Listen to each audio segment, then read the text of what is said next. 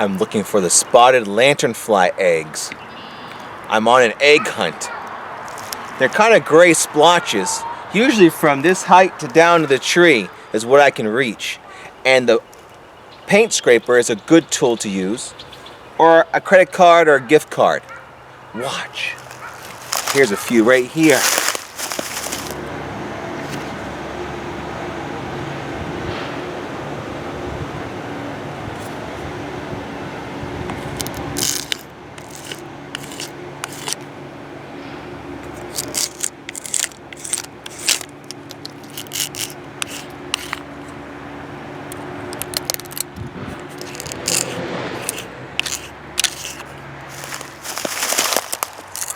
Scrape them.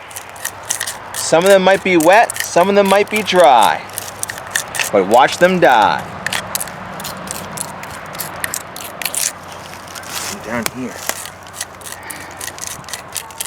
Happy egg hunting.